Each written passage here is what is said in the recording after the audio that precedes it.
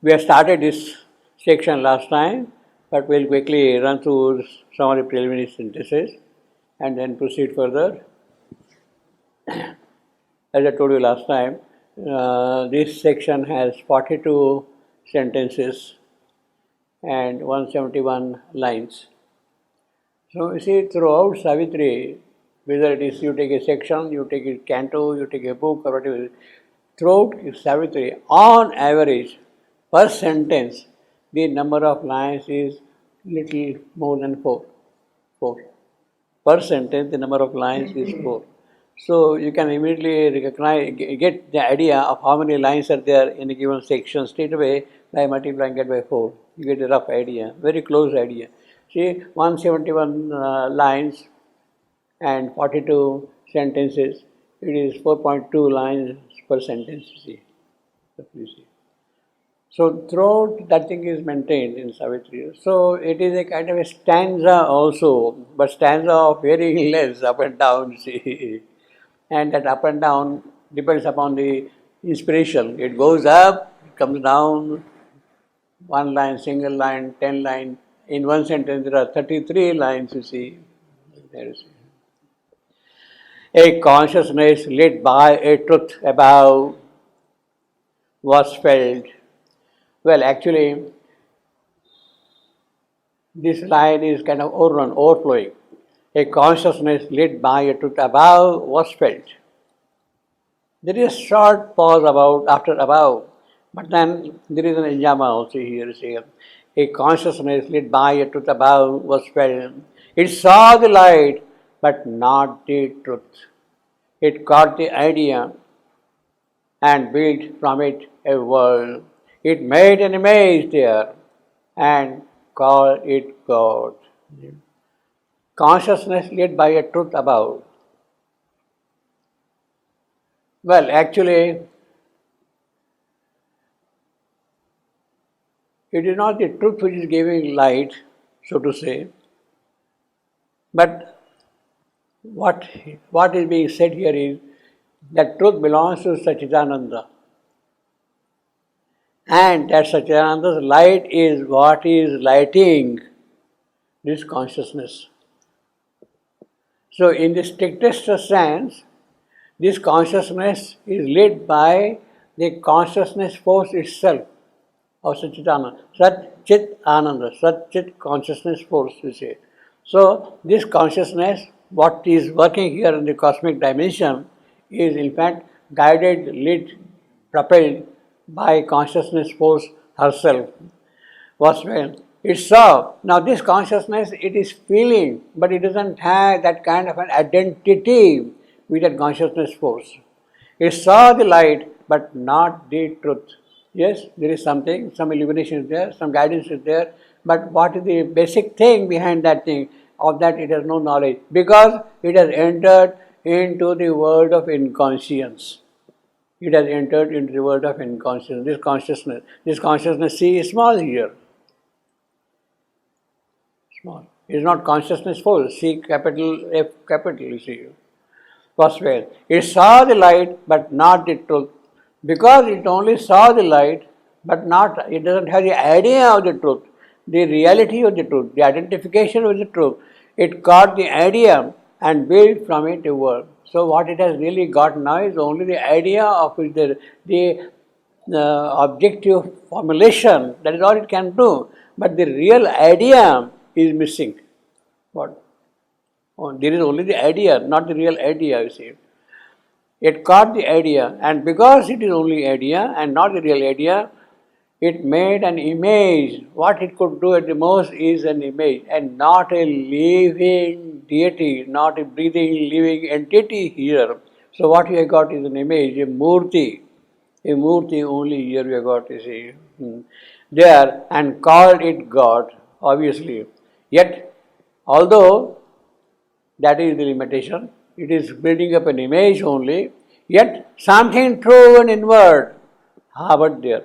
Her work, her action has something definitely brought here, which is true and inward inside this world. What was not present at all, even the image of God was not present here. The idea of God was not present here, nothing was here. But then she has brought those things into this creation here, this consciousness system.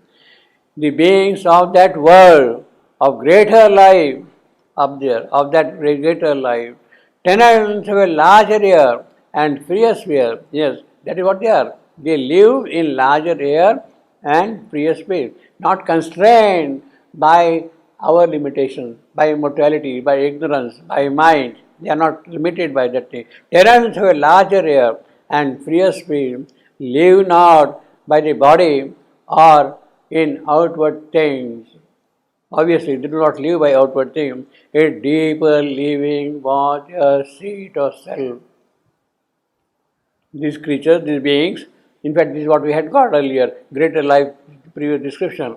So, the creatures of that life, the denizens of that greater life, live a deeper living was their seat of self. In that intense domain of intimacy, objects dwell as companions of the soul. So there is a kind of an identification of the object and the soul there, you see.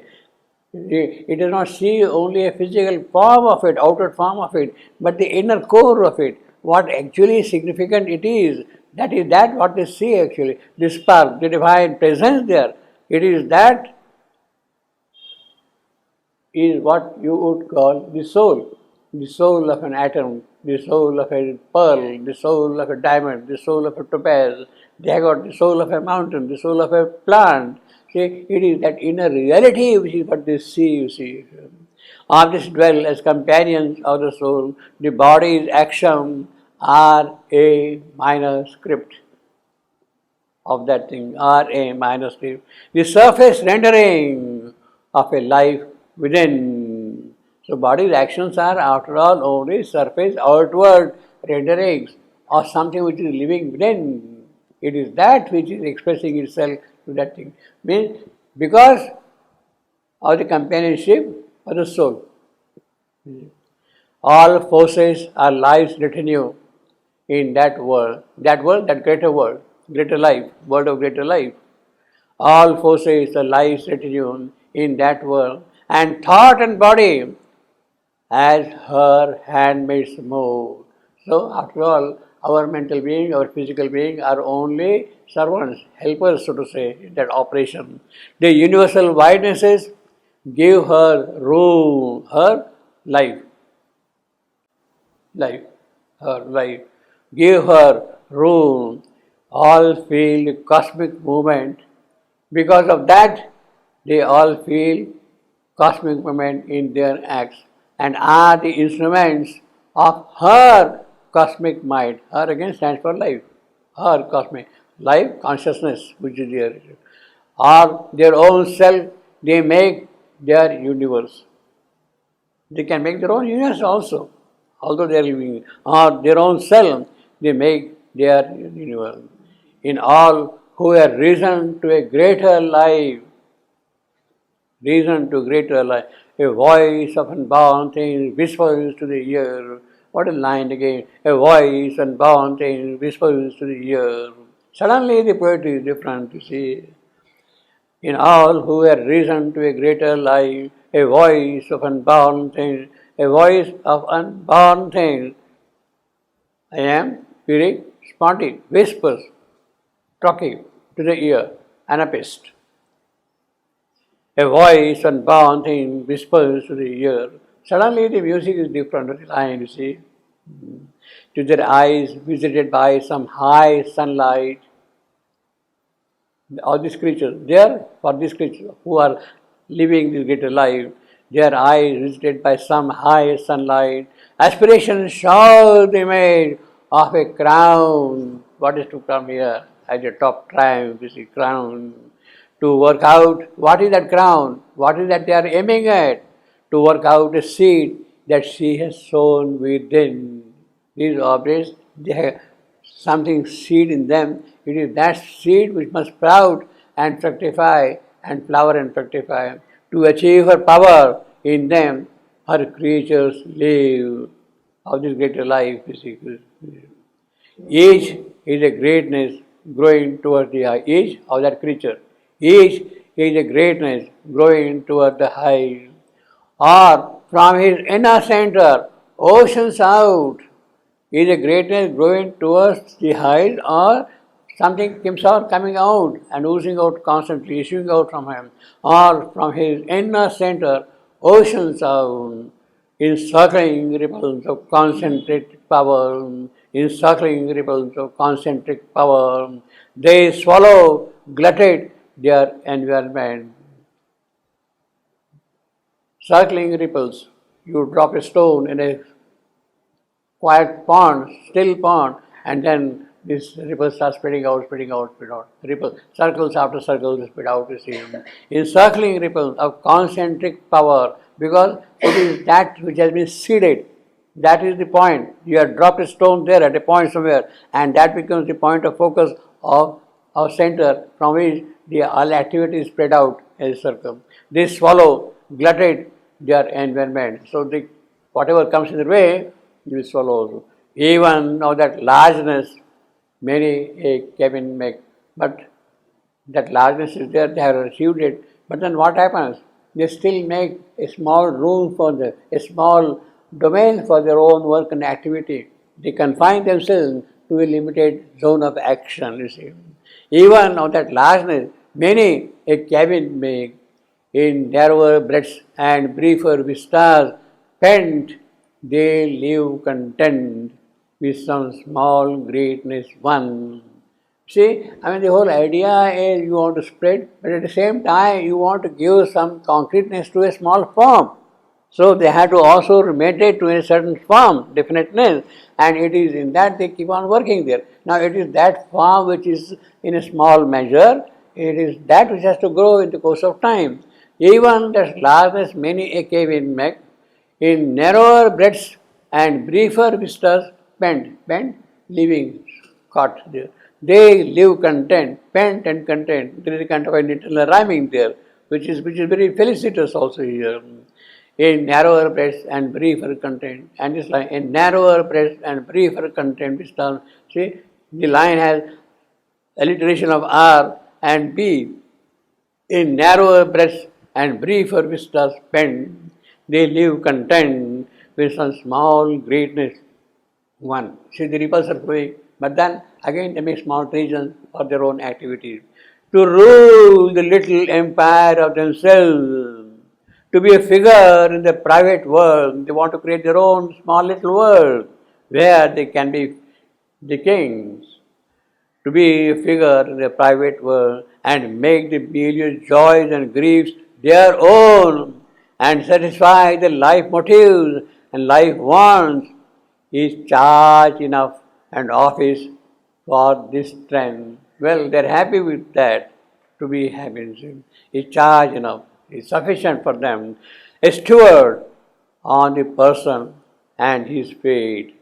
Steward, one who manages the finances of the landlord or the lord, whatever it is. He is a steward. He is a steward of the person and his fate. So they are the steward of the person and his fate. They manage for him the whole property, all his finances, his business, everything you see, and satisfy the life motives and life form. Is charge enough and office for their strength. Is steward of the person, the deep soul within, they are the steward. This was transition line and starting point. Transition line and starting point to begin individuality. A first immigration into heavenliness. Yeah, from this little world, it is that how they are going to climb up in a first immigration into heavenliness. So this is the first immigration. I don't know how many stages of immigration we'll have to cross. But the first immigration is quite significant that way, that you are going into the heavenly state because of that. For all who cross into that brilliant sphere of greater life, all those who cross into that brilliant sphere, these are the kinsmen of our earthly race. They have made small world, they are the managers of our property and finances, and they have made kinsmen of our earthly race. These regions border on our mortal state. So that is the first immigration. This is the first immigration from the mortal state to the higher state, bordering on the two. That's the first immigration. This wider world, our greater movements gives. Now that is the description of the greater world. Now it is because of that greater world, that wider world, that we can have sweeping movements, large actions, big plans and objectives in our existence. This wider world, our greater movements gives. So it is the wider world which gives to us our greater movement. Because of that, we are able to do great and mighty things. A strong formation build our growing self. Obviously, its creatures are our brighter replica. Now, this is a little strange kind of a description, but very rich description, very meaningful also. This wider world, its strong formations build our growing self. No problem about that. But its creatures of this white world, the creatures of this white world are our brighter replicas. See, they are not, we are not replicas, they are replicas. These creatures of the wider world are replicas. Replicas of whom? Our brighter replicas.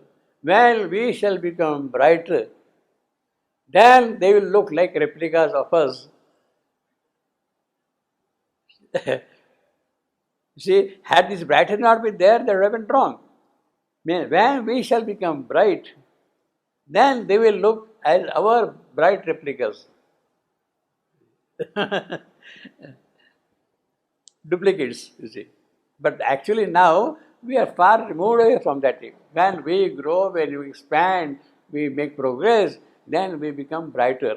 And that brightness of ours will become a kind of a replica for them. Its creatures are our brighter replicas. Complete the types we only initiate. We start, we progress, and therefore they complete. These brighter replicas will complete our progress in that sense, you see. And are securely what we strive to be. See, when we become bright, that is our striving. Our striving is to become bright. And when we have become bright, then they are secure there, you see, in that sense. It's a little complex kind of a construction, but quite interesting, I will say.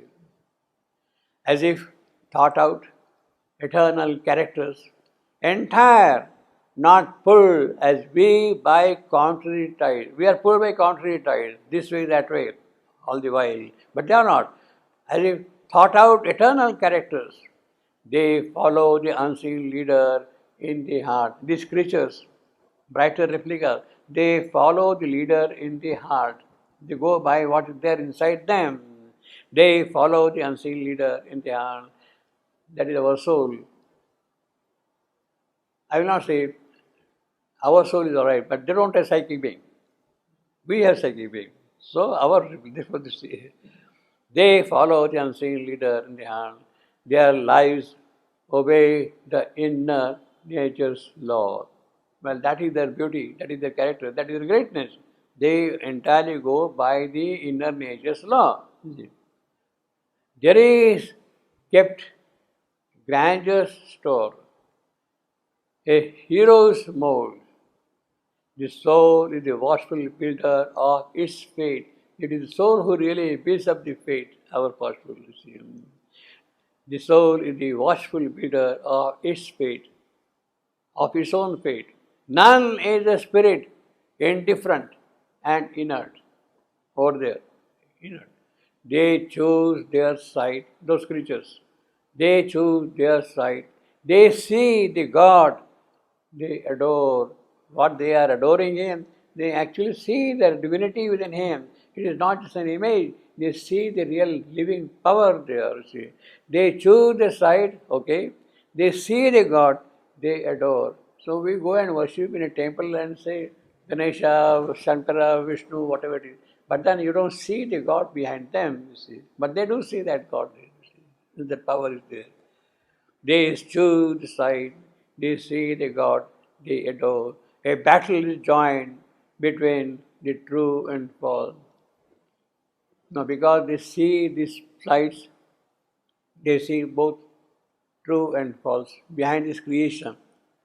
They are observing both the aspects, the dark and the bright, the ugly and the beautiful, the evil and the good, the true and the false. They observe all the sides together, and therefore there is a kind of a battle, a struggle between these two.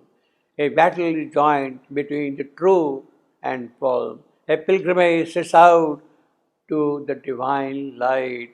So therefore, through this battle, as if by winning this battle, you are carrying out a pilgrimage towards the divine light, towards higher possibility. There is evil, there is good also. The battle is there. You win the battle and make a progress, make a progress, make a progress, you see, towards divine light. For even ignorance, there aspires to know. Obviously, there is that element of aspiration even in ignorance. Ignorance is a great advance, great progress over inconscience. Inconscience is a great progress. It may not have full knowledge, but then that does not mean that it lacks aspiration. The aspiration may be limited, may get easily masked, may get easily veiled or covered up, you see, like that. But then that aspiration is there always, even in ignorance, even the smallest creature.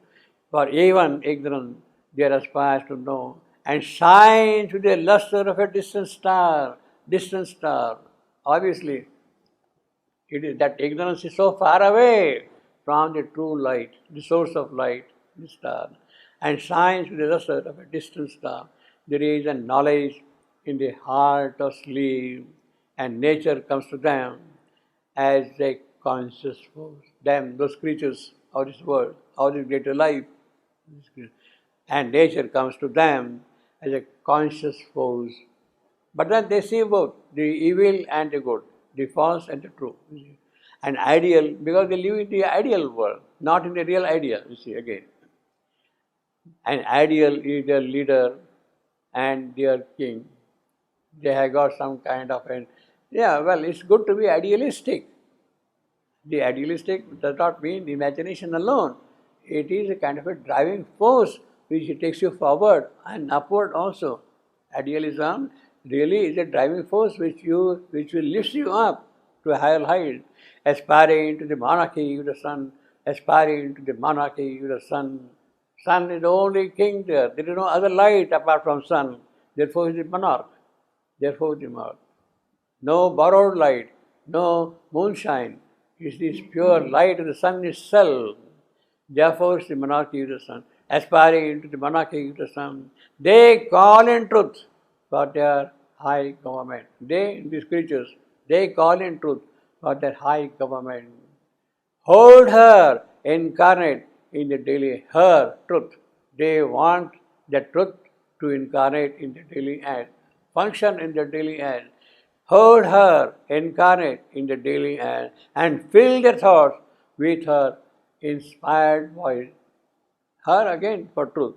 Fill their thoughts with her inspired voice. Let her voice speak and fill the thought of ideas, the conception, and shake the lives into her breathing form. Till in a sun gold Godhead they too share. So that's the constant aspiration of these creatures. They are calling this truth, aspiring to the monarchy of the sun. They call in truth. They are inviting truth. For what? For their high government. Let that truth govern their life. Hold her incarnate in the daily and the dynamism, the daily routine things. Let these be governed by that truth. And fill the thoughts with her inspired voice and save the lives. So, thought, life, everything is to be governed by her. And save the life into a breathing form. Form also is till in the sun gold Godhead they too share.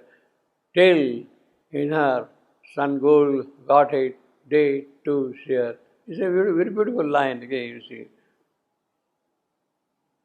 Till in her, I will call it a tactile. Sun gold, I am. Godhead, Trocky, they too share. till in her son God they to share. Yeah, yeah. That's it.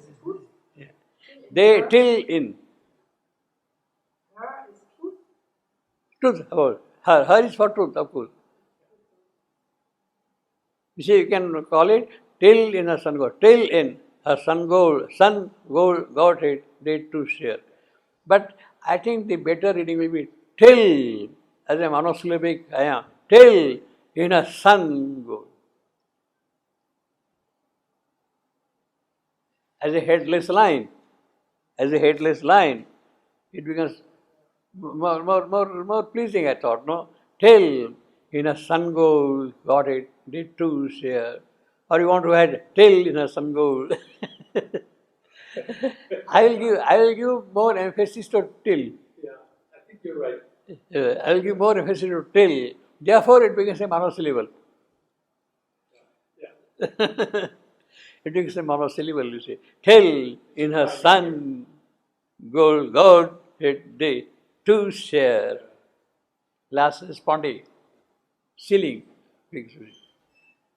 or to the truth of darkness they subscribe. So that alternative is there, you see, these creatures, because true and false, they are seeing them that thing. Or to the truth of darkness.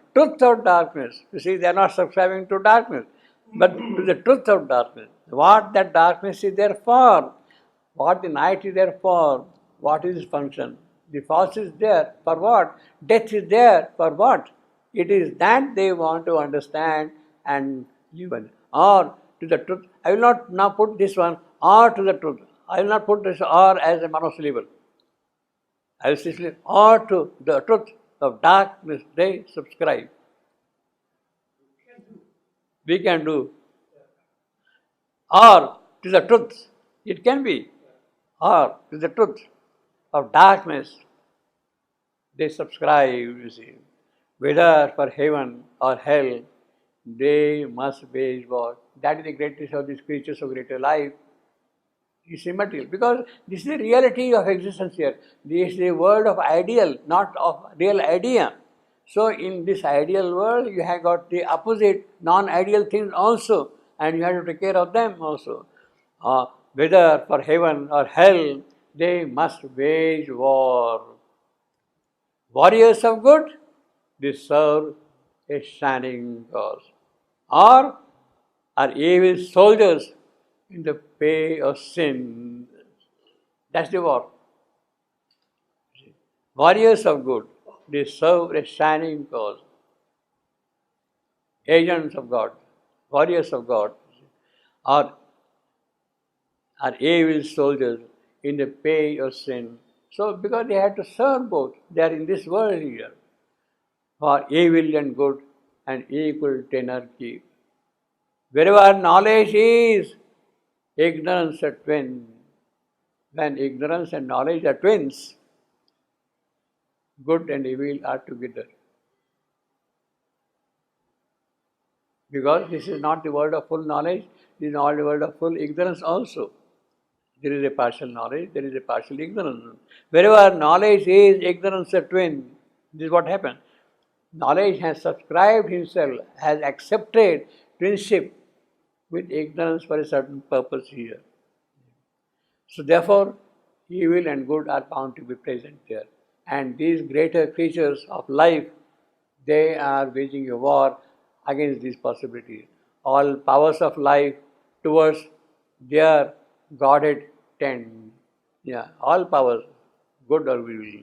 In the wideness and daring of that air, each builds its temple and expands its curve. Each power. Each builds its temple and expands its cult. And sin too there is a divinity. And sin too there is a divinity. There are worshippers. Actually, there is a Puranic description.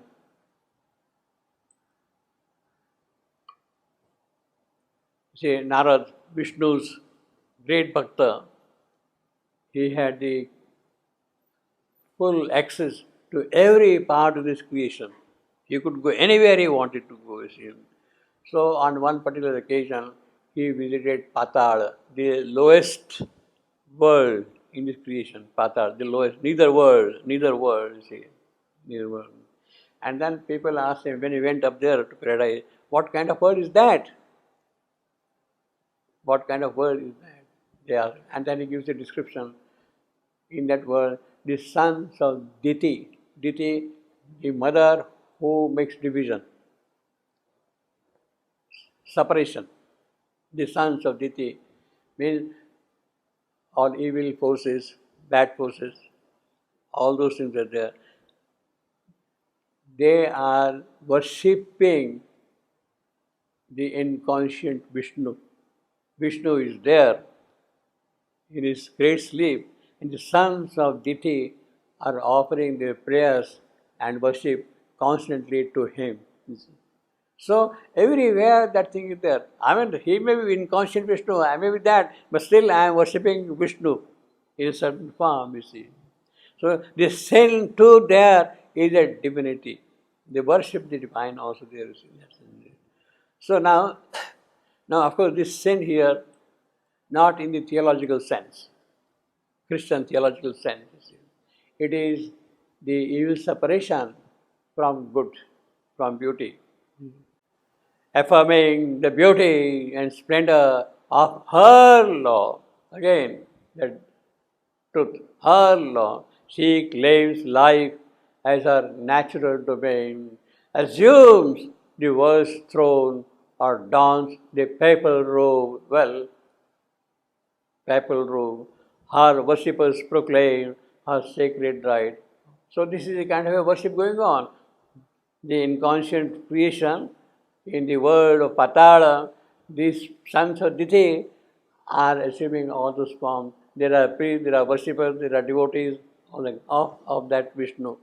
Assume the world's throne or don the papal robe. So you have got those people also there. A kind of a replica of what you see up there. See. Her worshippers proclaim her sacred right. A red tiara falsehood they revere. Red tiara, a crown with coronet. You see. Red. Obviously, red is a symbol of physical. You see. Red tiara falsehood they revere. This is the description of Vishnu being described in the Patala, as Narad has reported, you see.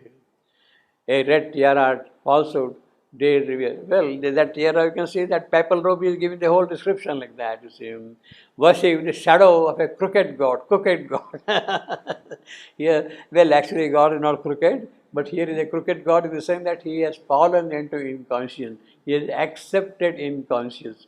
And therefore, there is that crookedness of inconscience in him. Worship the shadow of a crooked god.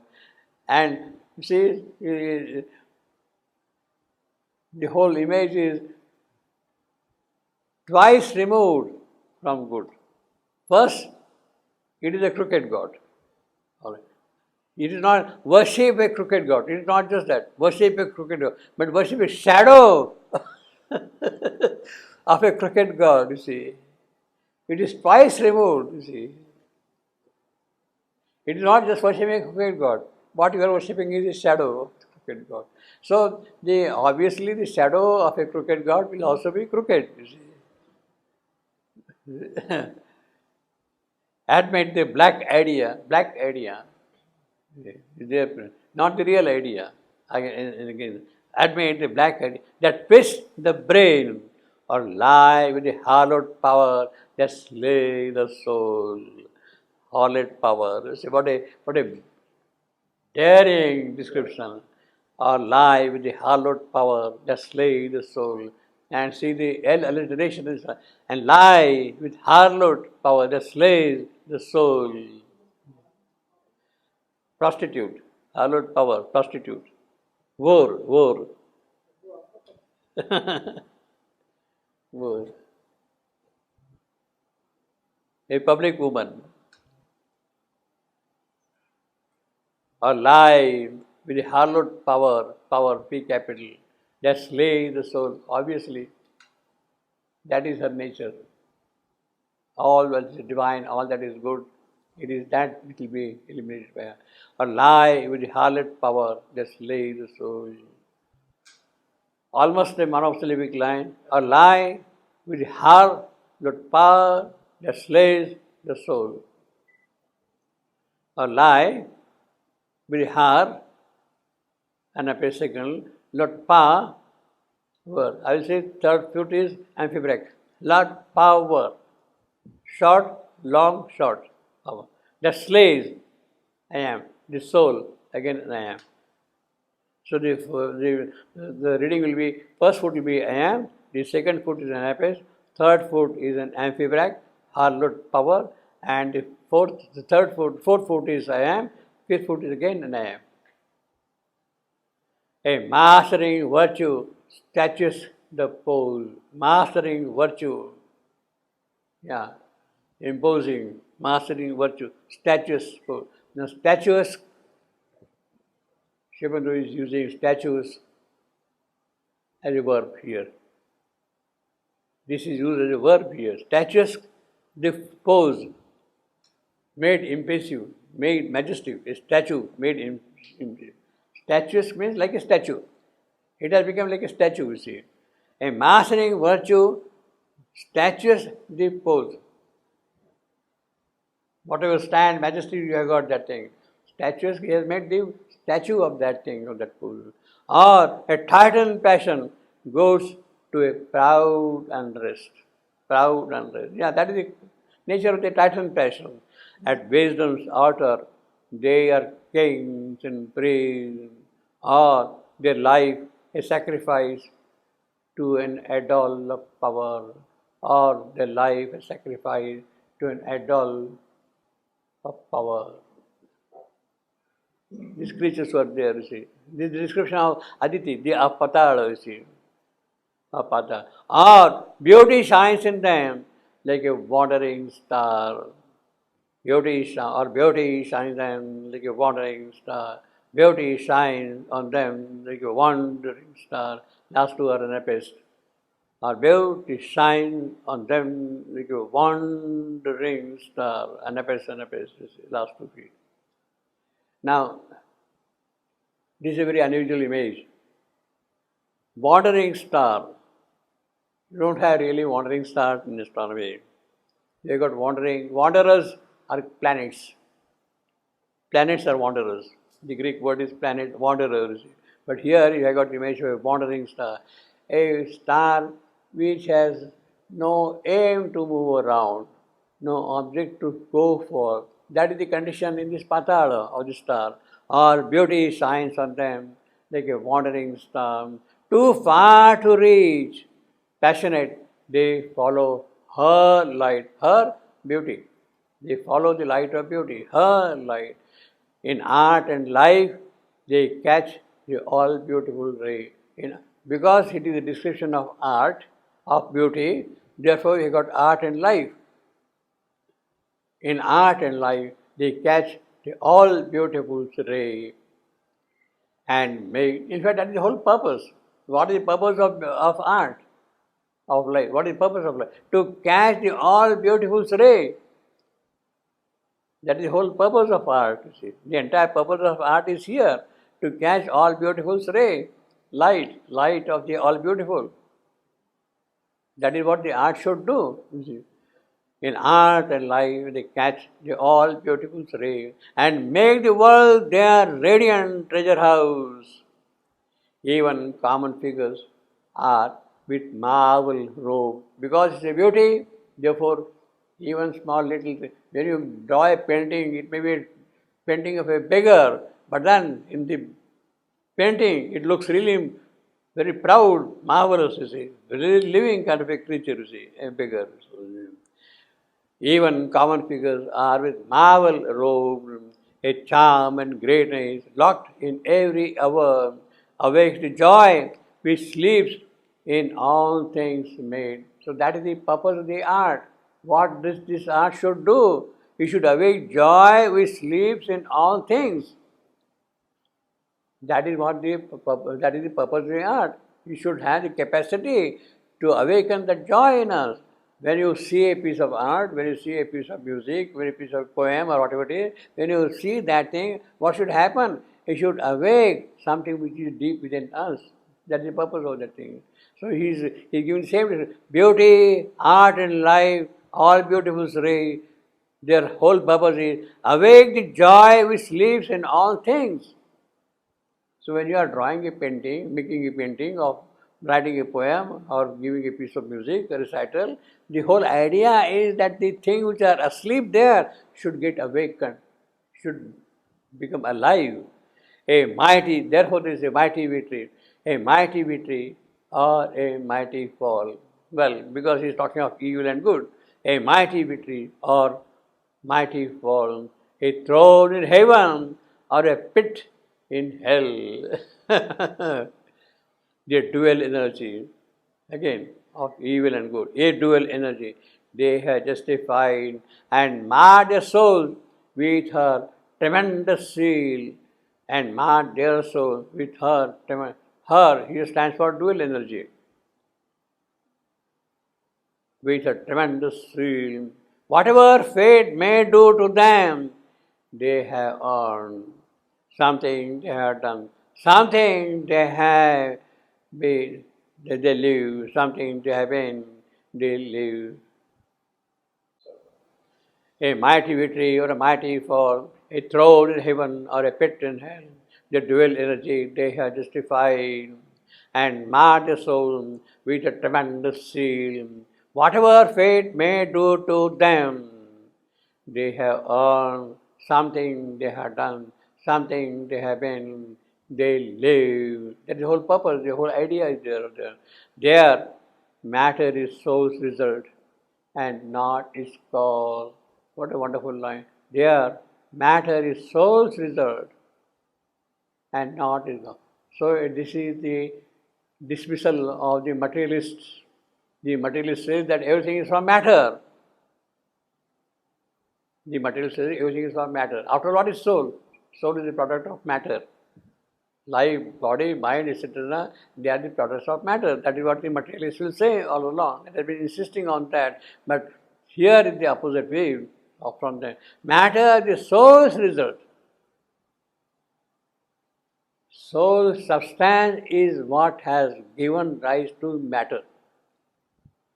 Soul substance is what has given rise to matter, basically. This is what it means, you see. Their matter is soul's result and not its cause. It's a very great occult statement. In that world, actually, what we are calling as material creation is a projection of the soul. And it is that. In fact, in the opening passage of the book of Fate, Narad's coming from his home in paradise. Well, before that, their matter is soul's, their matter is an amphibrach. Long, short, long. Sorry, short, long, short. Their matter is soul's result and not its cause. The line opens with an amphibrach. 106.3 to 5, 106.3, 3, 4, 5. Now, you see Narad's home is in paradise, up there in heaven. And he is coming down to the earth. He is first passing through the spiritual space, where the spiritual suns are shining. And then he is entering slowly into the material world, creation, Narad.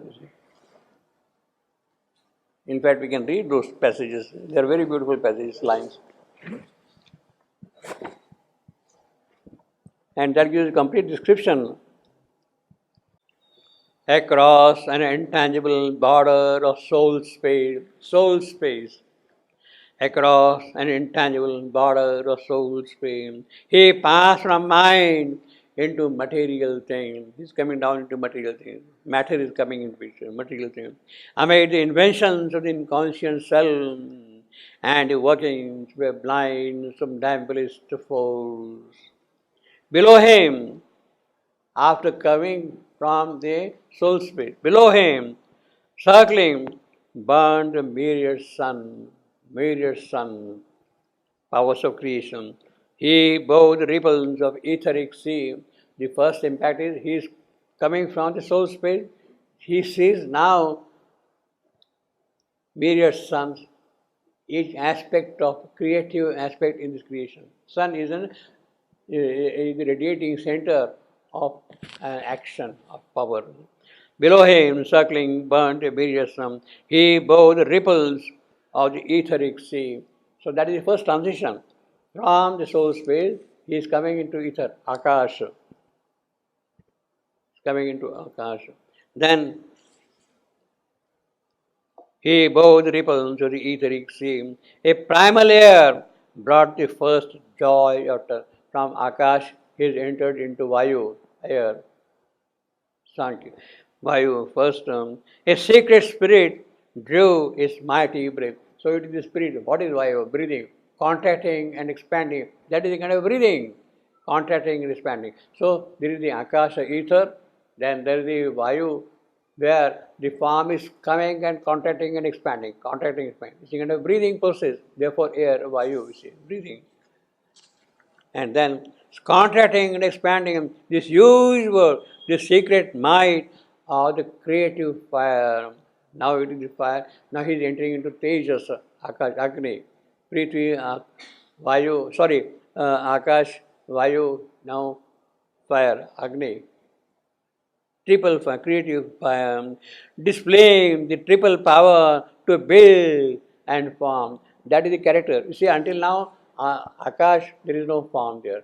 Then comes the region of Vayu, where there is expansion. Means there is a kind of a contraction and expansion. A sort of a form is taking place, getting dispersed. Taking form, getting dispersed. That is the nature of fire. Now, the concreteness of form comes with fire, with Agni. Agni is the one who gives formness. And then is a triple fire. He simply describes a triple fire, and even though Savitri simply speaks of them as display the triple power to build and form, is infinitesimal waves power, waving dance. That is one of the triple fire. The second is his nebulous unit, grounding, shape and mass. And the third, magic foundation and pattern of a world. And the third form is radiance bursting into the light of star. Of fire, it is actually the stars are getting the radiance because of this fire, this Agni, bursting into fire. Now, this is the description of what we got in Savitri, but the Vedic description here is the Vedas speak Agni, the builder of form, and there are three types of Agni Tvashta, Agni Matarishwan, Agni Tvashta, Agni Prajapati, and Agni Matarishwan. Three. Triple fire. Agni Tvashta, he gives the form. Agni Prajapati, who multiplies form. Agni Matarishwan, who breathes form. Tvashta, Prajapati, and Matarishwan. These are the three forms. This is a triple fire. That is the Rigvedic description of threefold Agni, you see. So now actually, and then this description continues. A magic foundation and pattern of a worm is radiant bursting into the light of the sun. He felt a sap of life, a sap of death, sap that is apas, water, sap of life, sap of death. So there now the appearance of death is here now at this point of death into solid matter, dense, and then comes matter, solid matter, Prithvi.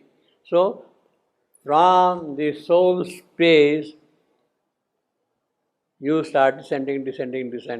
You enter the region of Akash, you enter the region of Vayu, enter the region of Agni, enter the region of Apas, enter the region of Prithvi. Now that is the Sankhya process of materialization. Sankhya process of materialization. How the soul, which is only substance, becomes form That is the description of the Sankhya process of materialization. You see. So, their matter is soul's result. How matter has appeared from the soul through the process of Sankhya, of materialization. Soul substance gets materialized through these five elements: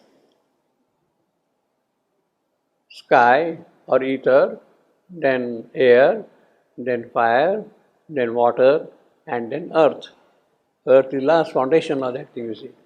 So that is the occult law of materialization. So their matter is source and not its cause, not is he is dismissing the materialist. Sorry, it is not like that. It is the other way around. So in one sentence he has asserted the occult knowledge, and in the other half of the sentence he has dismissed the materialist. He has dismissed the materialist system. In a contrary balance to earth's truth of things, the gross weighs less. Well, obviously, gross weighs less. The gross sthula, is not that heavy as the subtle. Sukshma, sthula. Subtle is sukshma, gross is sthula. The gross weighs less, the subtle counts for four. And on inner values hangs the outer plan. Well, that is what inner value of the soul. The plan is designed on the basis of that. On inner values hang the outer plan. As quivers with the thorn, the expressive word, the word which is the process of creation, Brahma.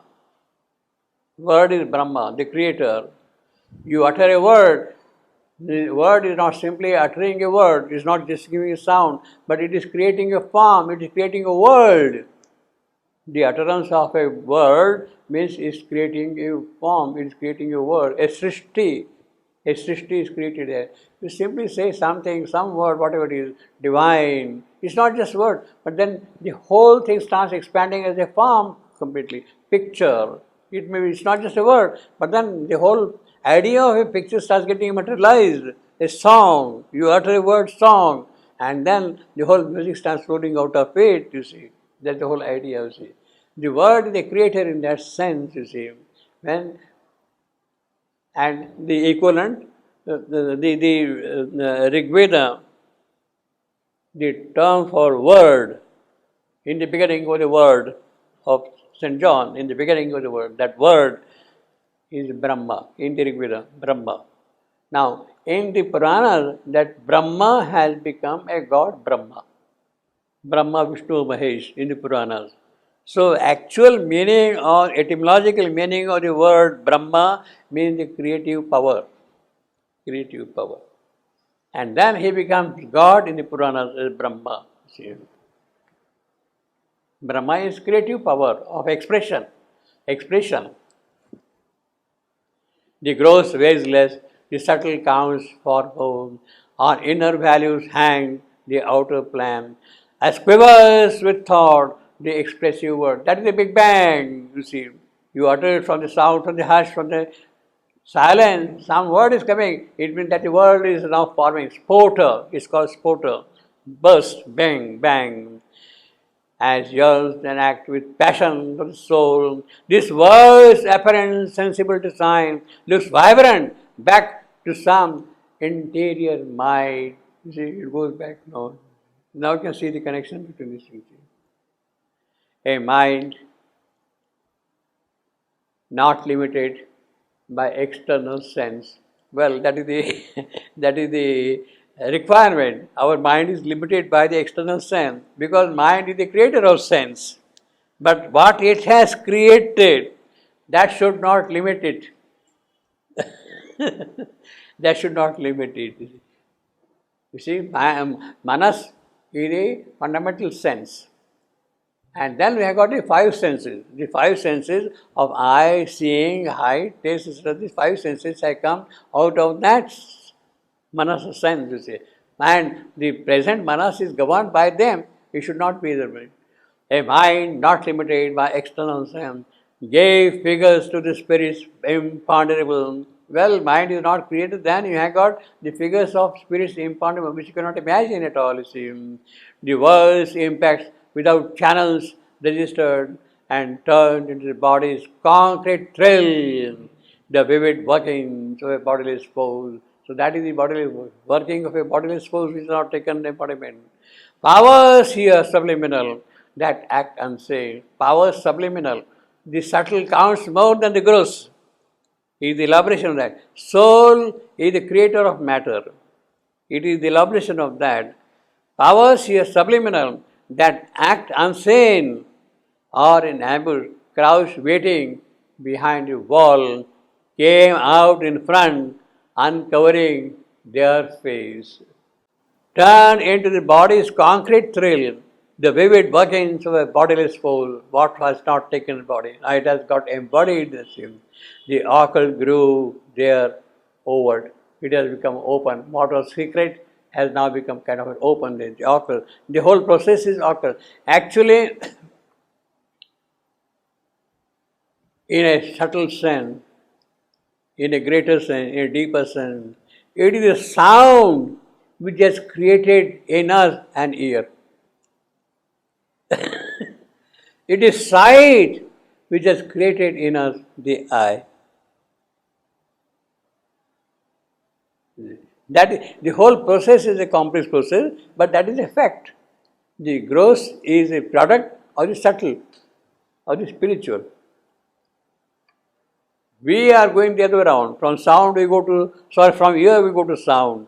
But it is actually the sound, the vibration, which has produced a physical instrument we call ear. We call ear, you see. The occult grew there over, the obvious kept a covered turn and shouldered the unknown.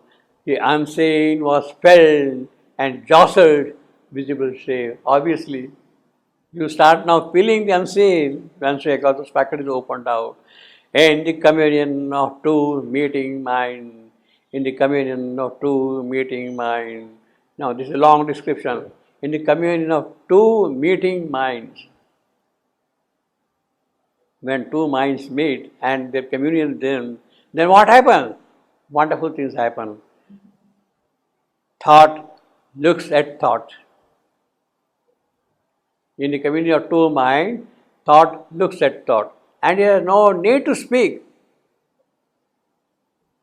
Two minds have understood each other. My vibrations have got communicated with you. That is the communion of two minds. So I don't have to really speak. You have understood what I am going to say and I have understood what you are going to reply, you see. That's the communion of mind. Thought looked at thought and had no need to speak. You have already communicated with each other. Telecommunication has already got established there, you see. Emotion, now that's the thought. Then emotion, class emotion in two hearts. You love, I love, that communication has already taken place. There is no necessity of expressing by words at all. It has already happened. That communication, that interrelationship has got already. Emotion, class emotion in two hearts. They felt each other's thrill in the flesh and love. If my body is feeling joy, if my flesh and my nerves are feeling joy, in that communion, your flesh also starts feeling that kind of a thing, you see. He starts feeling that thing. Actually, one of the examples which is given is Ramakrishna Paramahamsa. A bull was being beaten by a whip. You know that, no? And then he felt the whip mass on his back. Felt the whip mass on his back, you see. He felt the whip mass on his back. So that is on the grosser side. But then there can be joyous side also. I feel enthralled, happy, my body is ecstatic, and that communication also gets passed on to you, to everybody like that, you see, in a tranquility.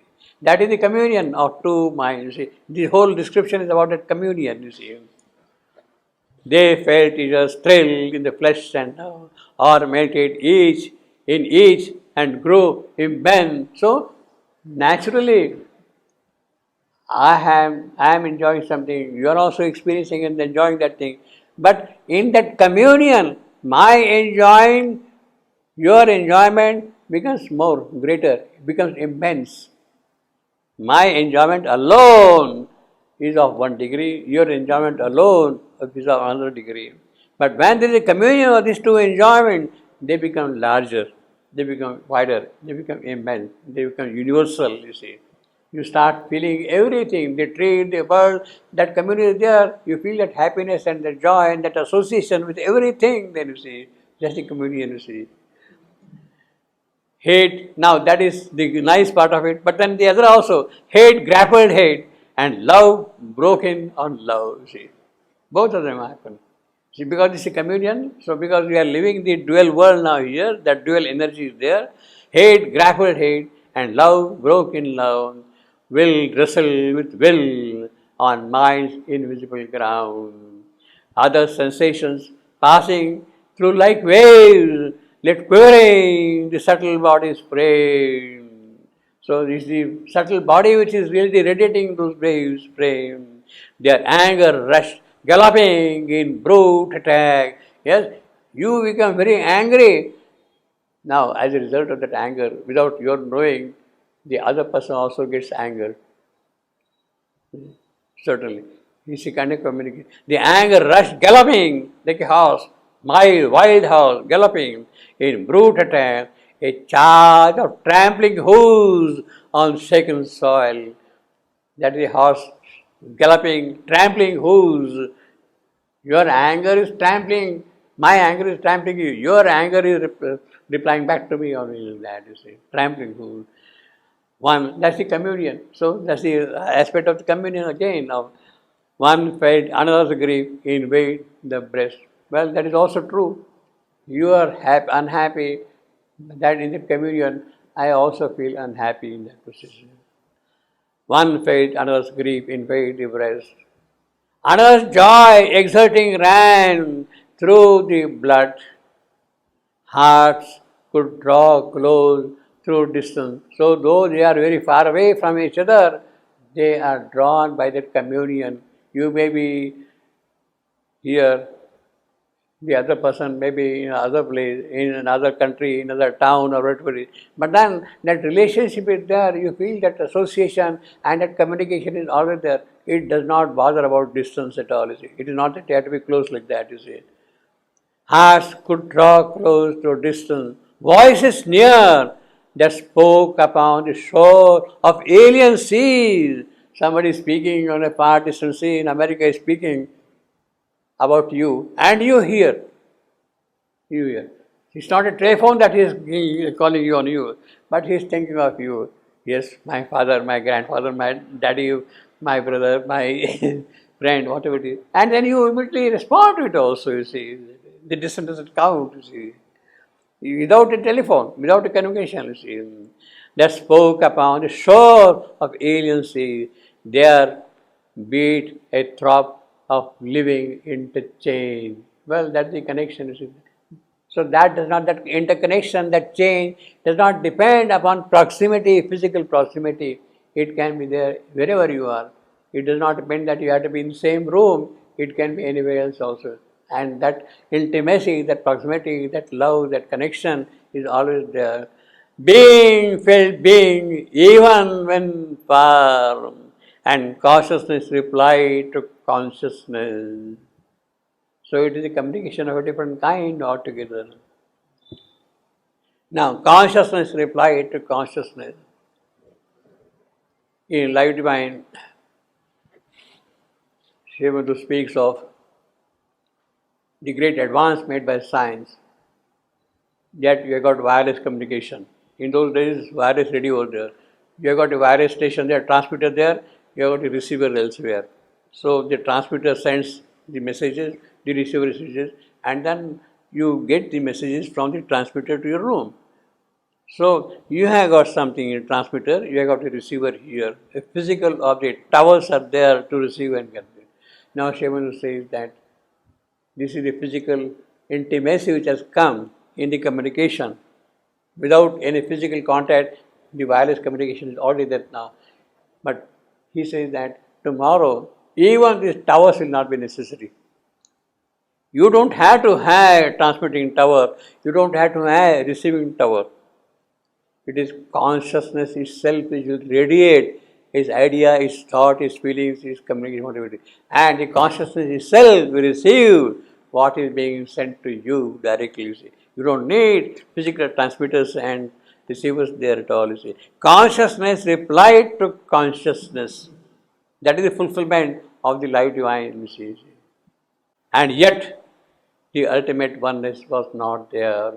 Well, this communion is there of mind to mind and heart to heart and flesh to flesh and joy to joy and hatred to hatred and jealousy to jealousy, anger to anger. Yet, the ultimate oneness was not there. In this world of life, working under idea, that oneness, intimacy is not there of that one.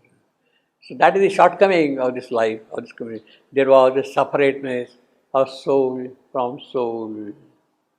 An inner wall of silence could be built. So there is a wall between the two souls. An armor of conscious mind protect and shield. One is protected, the other is also protected separately, you see. The armor of conscious mind protect and shield.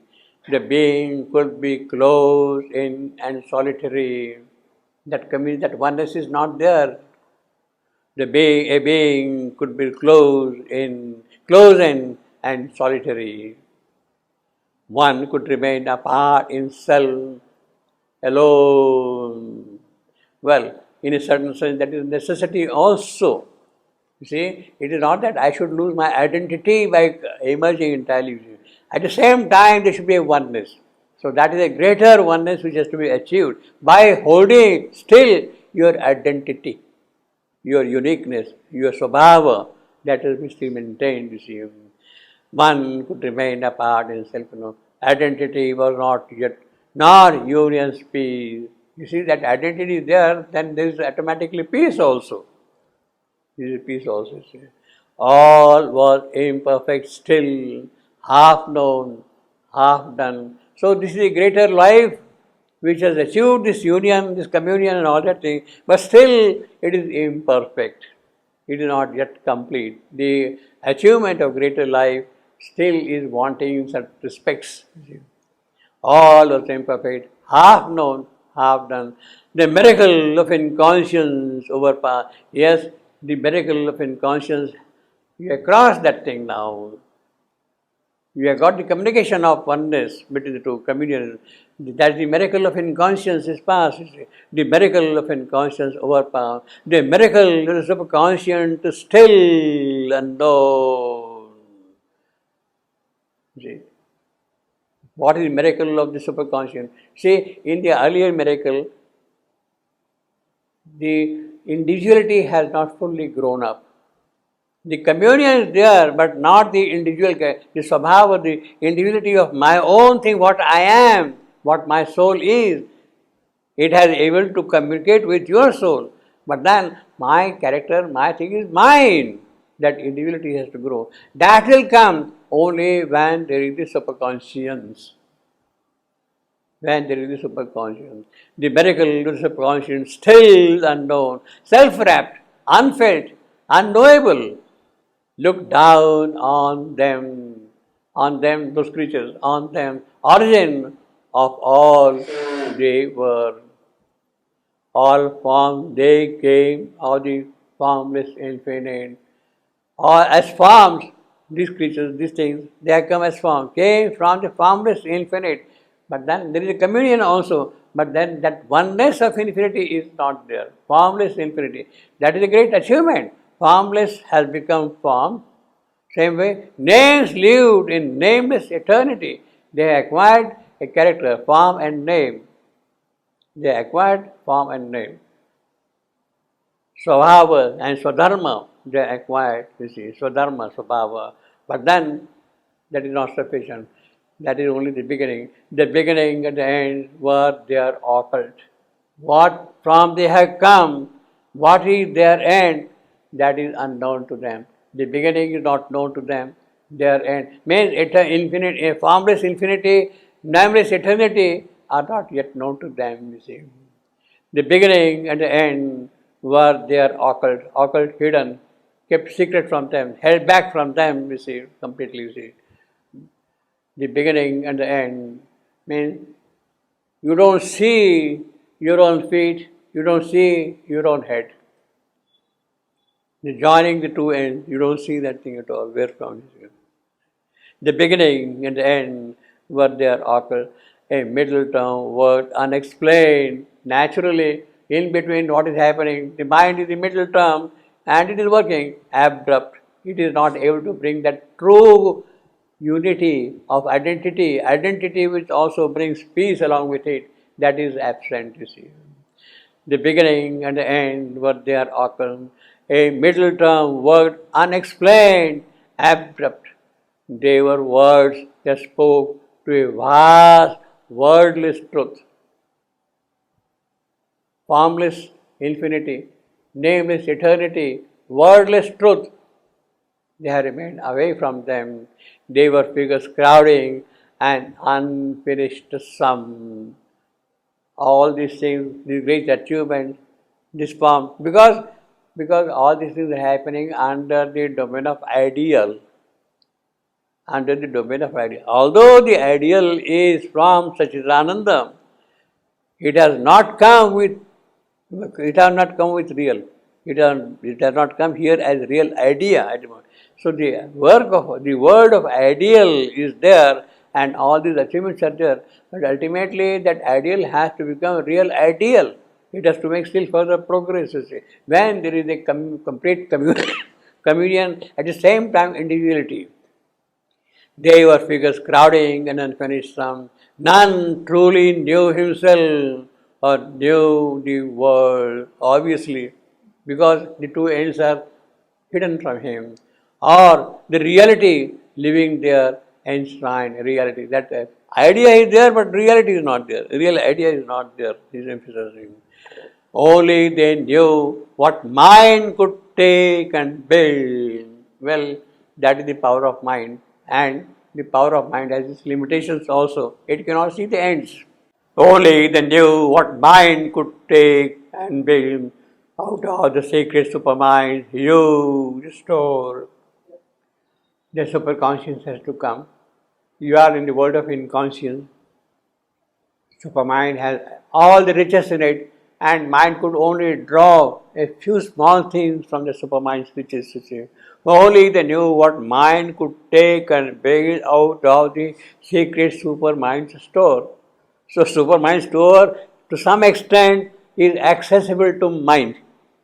And on what it has been able to access, it is on that it is building up its own ideas and thoughts and empires like that. But that is incomplete.